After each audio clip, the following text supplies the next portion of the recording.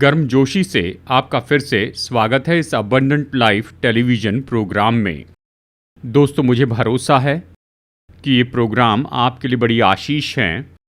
मुझे बहुत ही अद्भुत प्रत्युत्तर मिल रहा है पूरे भारत से, उत्तर, दक्षिण, पूर्व और पश्चिम से, साथ ही दूसरे देशों से भी, कि जो संदेश मैं दे रहा हूँ ये उनके लिए कैसी आशीष हैं। ये उनके विश्वास में और आत्मिक जीवन में बढ़ने में उनकी मदद कर रहे हैं। आपके फीडबैक के लिए मैं आपका स्वागत करता हूँ।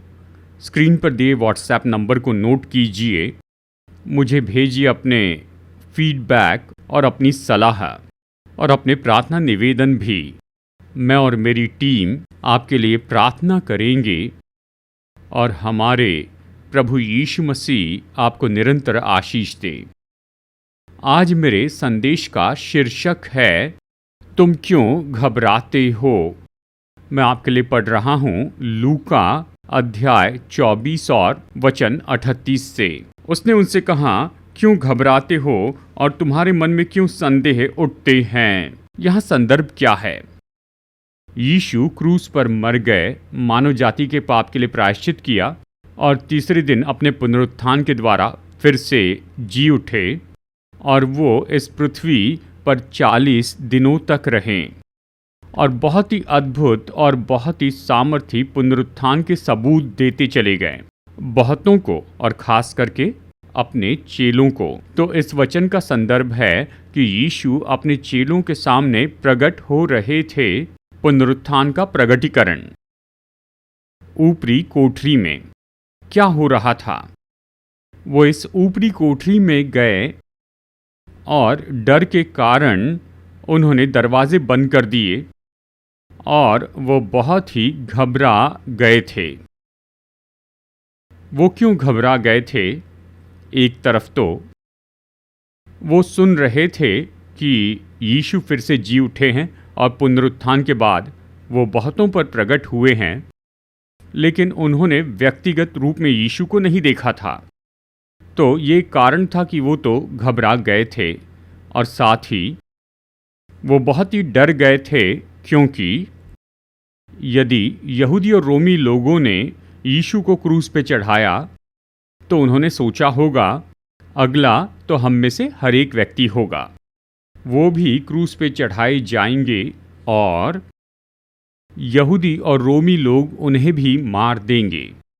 और यही तो कारण है कि बहुत डर के साथ और अपने हृदय में संदेह के साथ वो बहुत ही परेशान हो गए थे। दोस्तों, यीशु तो उन्हें बहुत ही सामर्थी और बहुत ही अद्भुत पुनरुत्थान का प्रकटीकरण देते हैं और उस प्रकटीकरण में यीशु सारी परेशानी को दूर करते हैं, उनके सारे डर को, उनके सारे संदेह को, और उस प्रकटीकरण के द्वारा यीशु उन्हें बल देते हैं। और उस समय से आगे जैसे चेले आगे बढ़ते चले गए और आखिरकार पेंटिकोस्ट के दिन उन्होंने पवित्र आत्मा की सामर्थ प्राप्त की। बस यही था। एक बार जब उन्होंने पवित्र आत्मा की सामर्थ प्राप्त की, उसके बाद वो अपने हृदय में परेशान नहीं हुए। वो इतने साहसी हो गए, इतने सामर्थी हुए, वचन के साथ इतने बुद्धिमान हुए और पवित्र आत्मा की सामर्थ को प्राप्त किया और आगे बढ़कर प्रभु राज्य के सुसमाचार का प्रचार किया।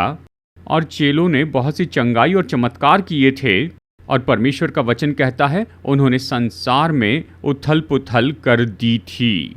चलिए आगे बढ़ते हैं। यीशु ने उनकी परेशानियों को कैसे दूर किया, उन्हें बल दिया और उन्हें इतना साहसी बना दिया।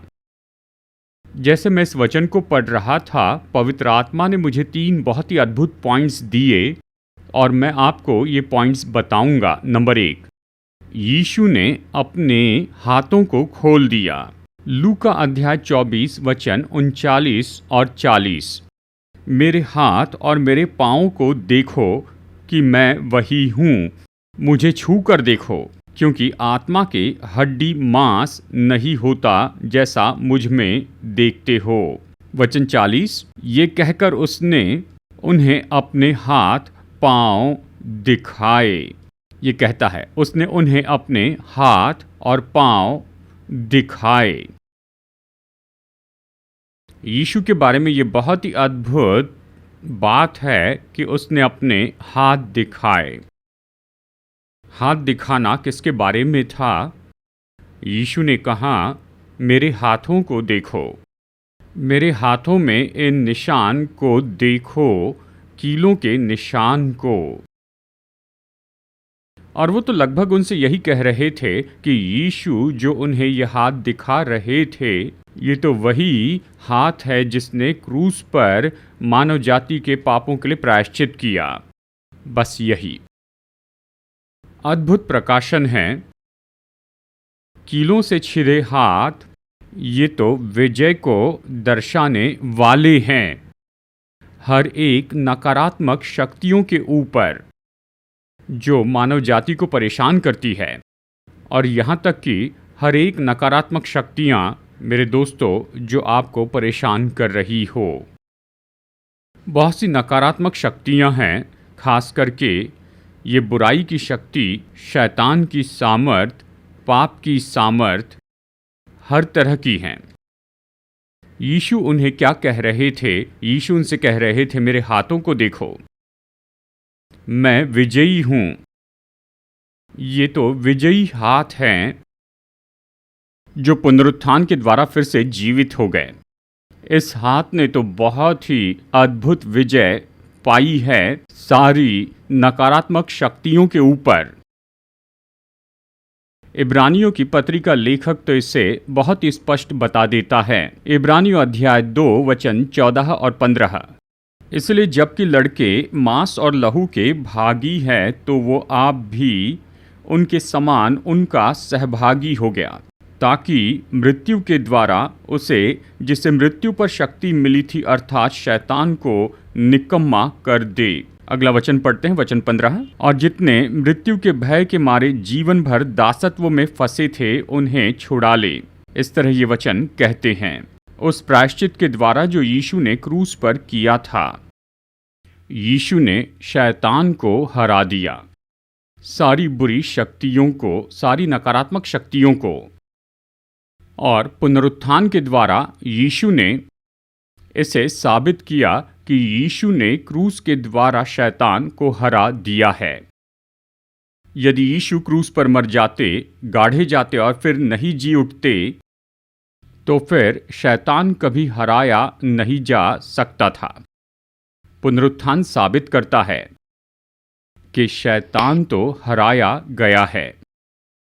यही तो वो संदेश था जो यीशु ने उन्हें दिया। जब उन्होंने देखा यीशु के कीलों से छिदे हुए हाथों को, दोस्तों, बहुत ही अद्भुत ऐसी सामर्थ यीशु में से निकली कि उनके मन और हृदय को छू ले।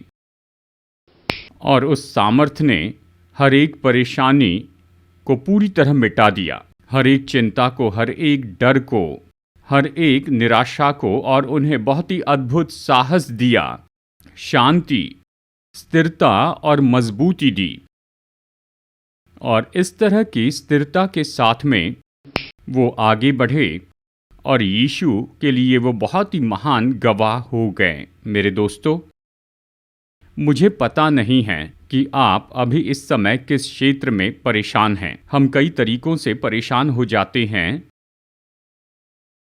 पारिवारिक परेशानी, या बच्चे, या मुश्किलें, या प्रियजन की मृत्यु, आर्थिक परेशानियां,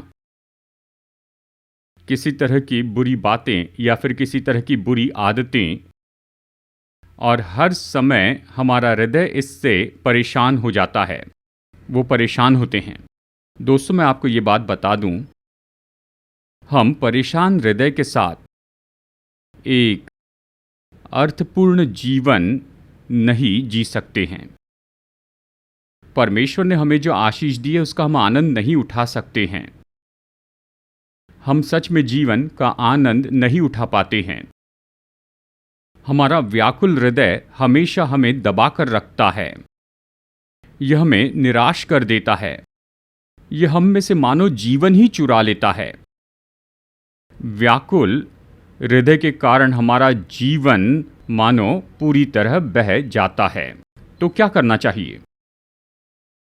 हमें तो यीशु के पुनरुत्थान के प्रकटीकरण द्वारा, क्रूस की सामर्थ के द्वारा, यीशु के कीलों से छिदे हाथों के द्वारा क्रूस की सामर्थ को प्राप्त करनी है। ये पुनरुत्थान की सामर्थ हमारे हृदय और हमारे मन में आ जाए, ये सामर्थ हमें छू ले। ये इतनी सामर्थी है कि सारी परेशानी और मुश्किलें दूर होगी और हम में अद्भुत साहस आएगा। इसे कैसे करें? बहुत ही सरल है।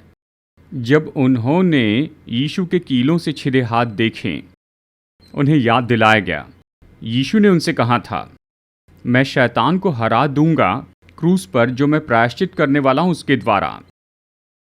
और फिर जब पुनरुत्थान के बाद यीशु उन पर प्रकट हुए और उन्हें अपने कीलों से छिदे हाथ दिखाएं, तो उन्होंने जाना कि यीशु ने पहले जो कुछ भी कहा था वो अब वास्तविकता हो गया है, ये पूरा हो चुका है।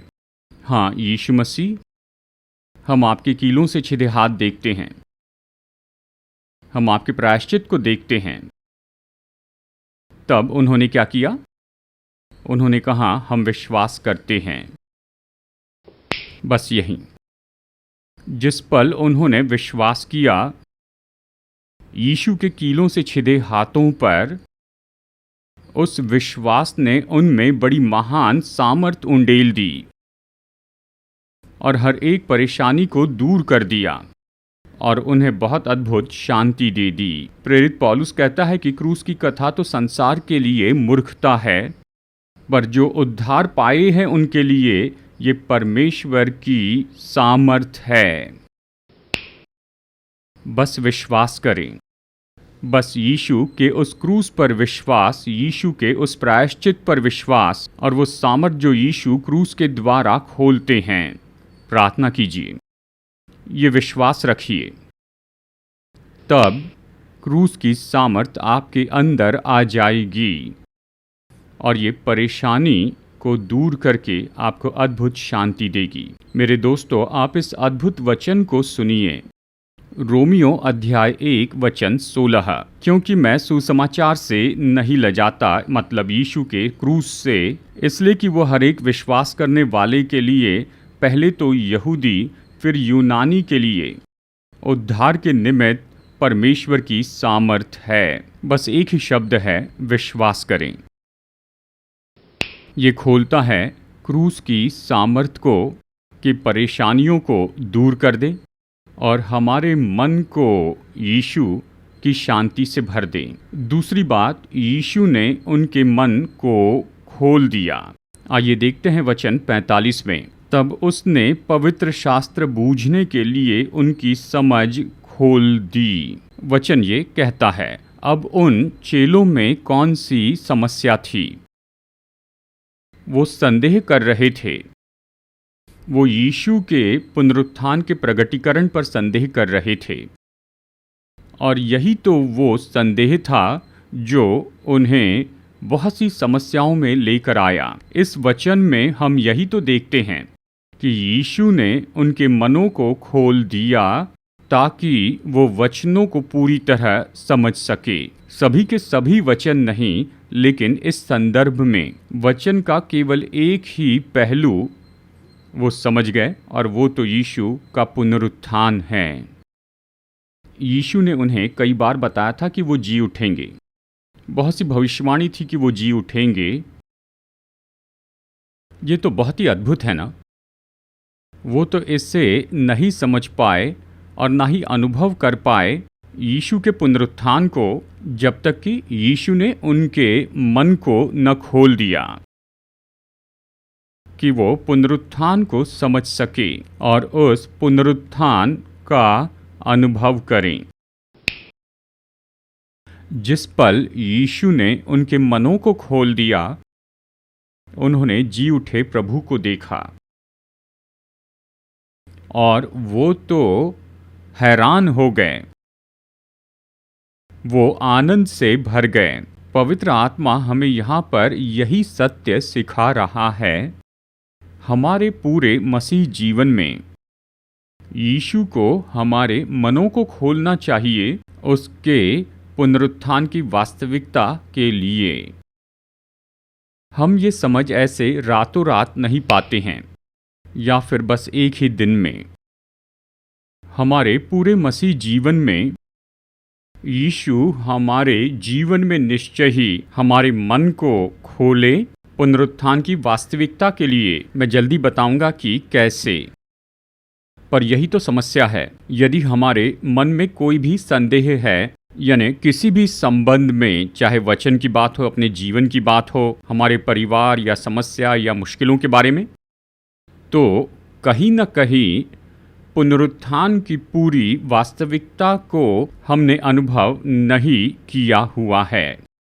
क्योंकि पुनरुत्थान का जो अनुभव है ये तो निश्चय ही सारे संदेह को दूर करता है। हाँ मेरे प्यारे दोस्तों, मसीह जीवन में हमारे पास संदेह होते हैं। क्यों परमेश्वर समस्याओं को आने देते हैं? क्यों यीशु मेरी प्रार्थनाओं का उत्तर नहीं दे रहे हैं? मेरे जीवन में ये समस्या क्यों अब तक बरकरार है? मेरे परिवार में समय के पहले ये मृत्यु कैसे? इतना दुख और इतनी पीड़ा क्यों है? मेरा वैवाहिक जीवन क्यों काम नहीं कर रहा है? क्यों मेरे संबंधों में इस तरह की मुश्किलें आ रही हैं?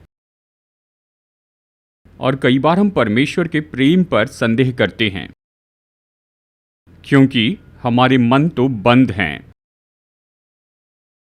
हर समय जब मन बंद होता है तो संदेह तो उठेंगे ही।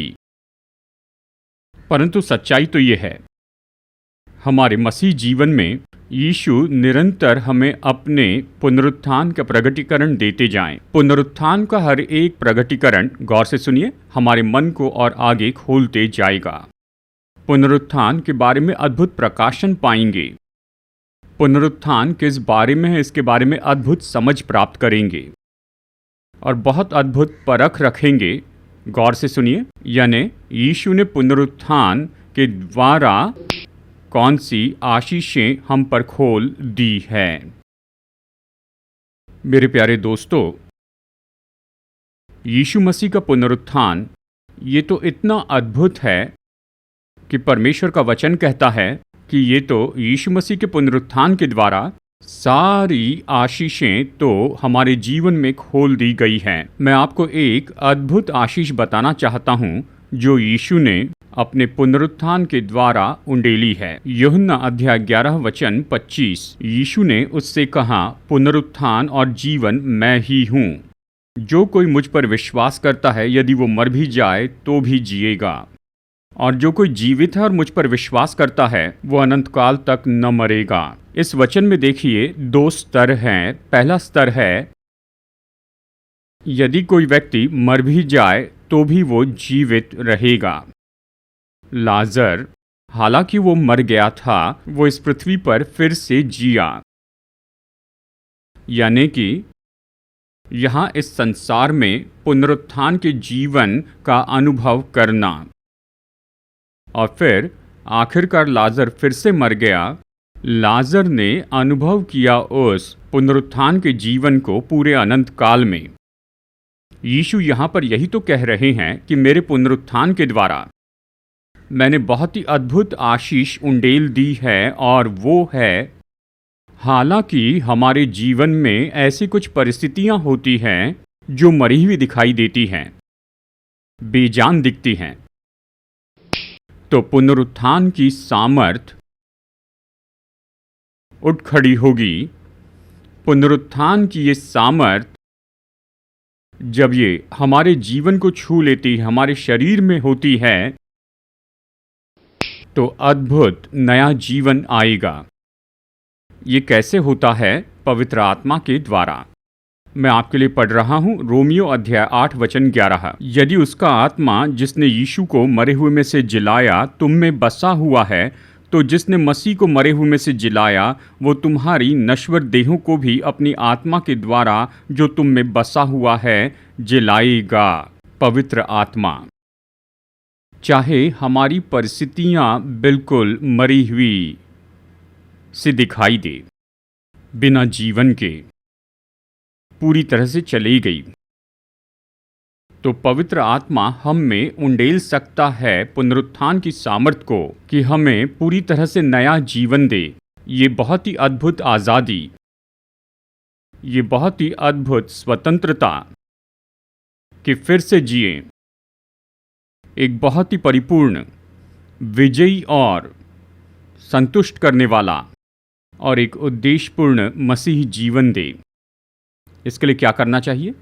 आइए उस पवित्र आत्मा से प्रार्थना करें जो हम में है कि वो हमें फिर से जीवित करे, हर एक दिन, हर एक बात से जो हमारे जीवन में मृत्यु के जैसी परिस्थितियों को लेकर आता है, और हमारे जीवन को भर दे पुनरुत्थान की सामर्थ के द्वारा। ऐसा जीवन जो यीशु के पुनरुत्थान के द्वारा है, तो निश्चय अद्भुत बात होगी। तीसरी बात, यीशु मसीह ने उनकी आशीषों को खोल दिया। ये अद्भुत सच्चाई पाई जाती है लूका अध्याय 24 वचन 50 में। तब वो उन्हें बैतनिया तक बाहर ले गया और अपने हाथ उठाकर उन्हें आशीष दी। वचन कहता है यीशु ने अपने हाथ उठाए। ये कौन से हाथ थे दोस्तों? ये तो महिमा में और जी उठे प्रभु यीशु मसीह के हाथ थे। वाह! उन्होंने यीशु के महिमा में और पुनरुत्थान से जी उठे हाथों को देखा, और ये तो महिमा में ऐसे यीशु के पुनरुत्थान के हाथ हैं जिसने उन्हें बहुतायत से आशीष दी थी। वाह! मेरे प्यारे दोस्तों, मुझे पता नहीं कि आप अपने जीवन में कौन सी आशीष पाना चाहते हैं। जानते हैं, ये तो वचन है। हमें वचन का अनुकरण करना है कि उन आशीषों को प्राप्त करें। आपके हृदय में जो भी प्रार्थना है कि आप परमेश्वर से विशेष आशीष प्राप्त करें, ये कैसे होगा? यीशु को अपने उस महिमा में हाथों को उठाना होगा। हालांकि उन हाथों को हम न देख सके, उसे हमें आशीष देनी होगी और वो देंगे। उसने कहा, देखो मैं सदा तुम्हारे साथ हूँ। और उसके पुनरुत्थान के हाथ हमेशा हमारे बहुत ही करीब है कि हमें आशीष दे। इस संदर्भ में मैं आपको एक वचन देना चाहता हूं जिसके द्वारा यीशु ने उंडेल दी हर एक आशीष को अपने पुनरुत्थान के द्वारा। इफिसियों अध्याय 4 वचन 8, वो ऊंचे पर चढ़ा और बंदियों को बांध ले गया और मनुष्यों को दान दिए। पुनरुत्थान ने हमारे लिए सारी आशीषों को खोल दिया, शारीरिक, भावनात्मक और आत्मिक। और इन आशीषों को कैसे पाया जाता है? यीशु को बार बार और बार बार अपने पुनरुत्थान के हाथों को बढ़ाना है, अपने महिमामय हाथों को, और उसे हमारे सिर पर रखना है। हमें व्यक्तिगत आशीष देनी है। तब ये अद्भुत आशीषें खोल दी जाएगी। हमें क्या करना चाहिए? वचन 52 कहता है, तब वे उसको दंडवत करके बड़े आनंद से यरूशलेम को लौट गए। सच में यीशु ने अपने उन महिमा में हाथों को उठाकर उन्हें आशीष दी। ये आशीष तो उनके मार्ग में थी। उन्होंने उन आशीषों को कब प्राप्त किया? जब उसकी आराधना की। इसके लिए ग्रीक शब्द है प्रोस किनोवोमाई। आराधना के लिए उसे दंडवत करना, कि अधीन हो जाएं, एक मजबूत समर्पण करें। इसे कभी मत भूलिए। जब यीशु हम में अपने पुनरुत्थान की आशीष उंडेलते हैं और हमारी प्रार्थनाओं को उत्तर देते हैं, कब वो आशीष हम में हमेशा के लिए बनी रहेगी।